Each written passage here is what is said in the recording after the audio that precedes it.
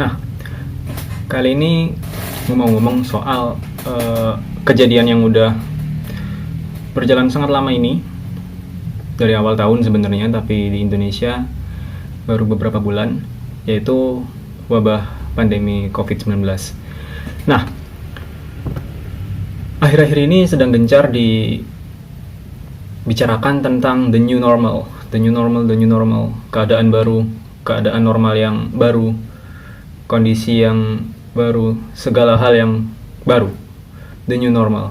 Dan sebenarnya saya udah agak lama dengar tentang the new normal ini, dan saya dengar itu dari kelas online tentang merespon segala sesuatunya dengan baik gitu, high class response oleh Kang Hari Firmansyah waktu itu. Dan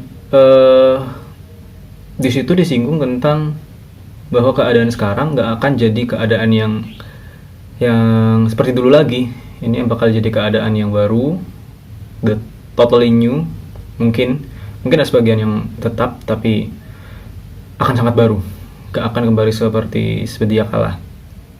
Seandainya pandemi ini selesai pun gak akan kembali seperti dulu lagi, pasti ada yang berubah. Apalagi sekarang di Indonesia sendiri udah 2 bulan, jalan mau 3 bulan, mungkin bakal lebih dari 4 bulan. Itu pasti akan ada sesuatu yang baru dan gak bakal kembali ke keadaan yang semula gitu. Dan akhir-akhir ini semakin sering dibicarakan tentang keadaan itu, gimana kita harus, ini bahasa pemerintahnya ya, berdamai dengan corona. Nah, sebenarnya gue nggak senang sama kata-kata berdamai dengan corona ini, karena kalau kita damai, kita harus sama-sama baik-baik aja dong. Sama coronanya oke, sama kitanya juga oke. Tapi kondisinya kalau kita berdamai dengan corona, yang terjadi sekarang kan, ya kitanya ikhlas, kena pun ikhlas gitu, tapi coronanya nggak berhenti nyerang, dan bakal nyerang terus. Itu kan sesuatu yang aneh, dan ya kita jadi korban aja gitu, bukan berdamai namanya, kita nyerah gitu. Nah, itu yang terjadi. Tapi balik lagi ke awal tentang the new normal ini, semakin sering dibicarakan dan semakin banyak kita mendengarnya. Banyakan dari kita pasti udah mulai, nih gue harus siap-siap nih sama keadaan normal yang baru, gue harus persiapan nih apa-apa aja yang kira-kira baru. Semuanya akan serba digital, kita bakal mulai terbiasa dengan rapat online, atau skill-skill kita akan semakin terasa untuk sesuatu yang berbau digital. Ya emang digitalisasi banget sekarang dengan keterbatasan mobilisasi kita. Dan jadinya kita udah mulai banyak untuk beradaptasi dengan kondisi sekarang, kondisi pandemi ya, terutama itu. Tapi nanti bakal, seandainya selesai pun pandemi ini, kita bakal terbiasa dengan keadaan sekarang, bahwa dirasa kerja dari rumah bisa jadi lebih efisien, lebih efektif, dirasa bahwa rapat online dirasa lebih efektif, lebih cepat, lebih langsung ke poinnya, nggak pakai bertele-tele tanya kabar segala macam, langsung bisa selesai. Dan akan sangat banyak lagi keadaan yang lain yang juga mengubah diri kita menjadi sosok yang baru lagi. Dan kembali lagi, semakin kita menyiapkan diri untuk keadaan the new normal itu, keadaan yang baru nanti, sebenarnya itu bukan lagi persiapan. Sadarkah kita kalau sesuatu yang udah kita siapkan itu sebenarnya gini, kita menyiapkan the new normal itu, kita beradaptasi dengan dia, dengan harapan suatu saat jika the new normal itu benar-benar terjadi, kita udah siap. Logikanya gini, saat kita udah mulai beradaptasi, saat kita udah mulai melakukan sesuatu yang baru, ya saat itu juga the new normal itu udah mulai. Bukan lagi akan terjadi, tapi ya sedang terjadi, udah sedang terjadi, dan bakal settle suatu saat nanti, bukan lagi dimulai nantinya ya. Jadi buat kita yang masih denial, yang masih merasa kayaknya enggak deh, kayaknya nggak bakal gitu deh. Nyatanya udah banyak orang yang beradaptasi, dan saat kita beradaptasi itu bukan lagi akan terjadi, tapi itu yang sedang terjadi. Kita nggak bisa mengelak lagi, itu pasti terjadi. Mungkin emang awalnya karena ketakutan, karena takut tertinggal, karena takut tidak bisa beradaptasi, jadinya kita mencoba, oh ini kayaknya kita harus persiapan nih. Nanti kalau terjadi the new normal, kita harus mulai gencarin acara seminar online, atau kita gencarin pelatihan online. Semakin kita berusaha sekarang buat ke arah sana, semakin kita siap untuk the new normal itu, semakin matang the new normal yang sudah terjadi. Dan ya, itu bukan sesuatu yang dipersiapkan lagi, tapi nikmatilah keadaan yang baru ini sekarang, yang sudah terjadi ini.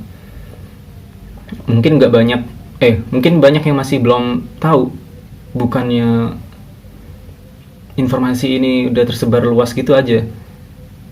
Ya, kita ngirim beras aja dari Indonesia ke ujung Indonesia lain, gak nyampe-nyampe, apalagi pemahaman ini gitu. Memang distribusi di Indonesia akan sangat lama, tapi ya coba aja lah kita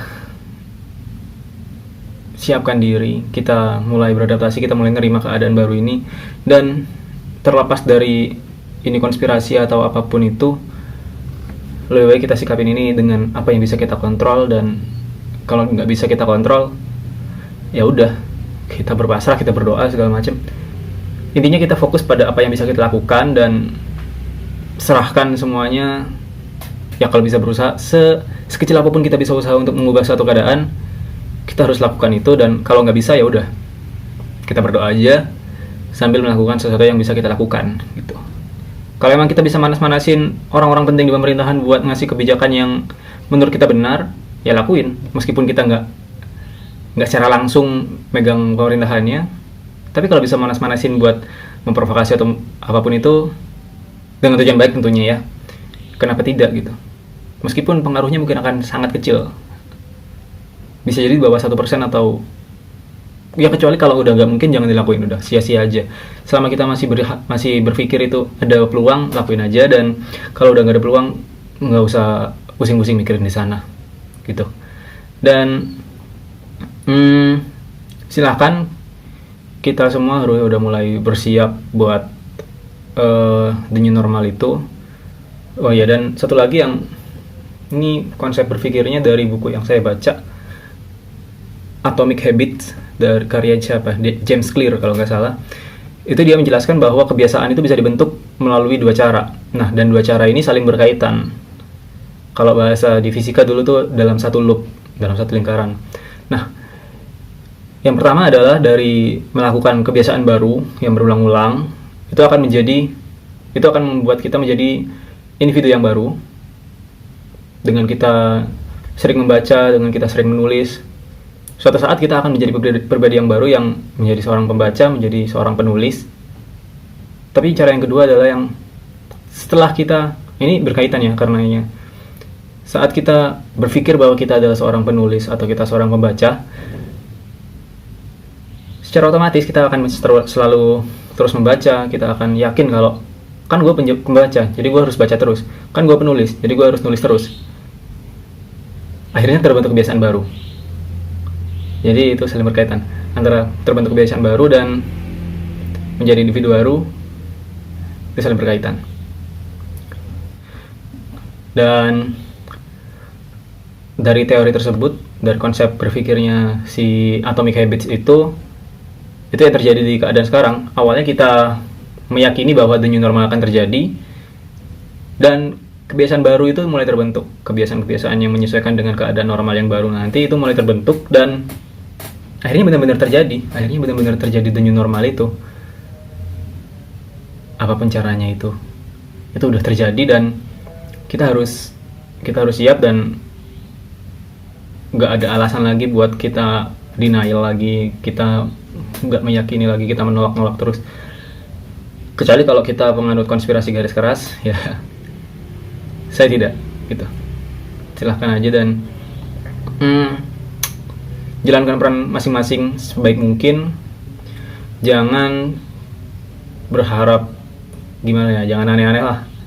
Jangan yang kita sebagai seorang di posisi kita, apa yang bisa kita lakuin, maksimalin di sana, dan jangan berpikir sesuatu yang itu bukan posisi kita atau justru mengejar itu, karena manusia punya perannya masing-masing.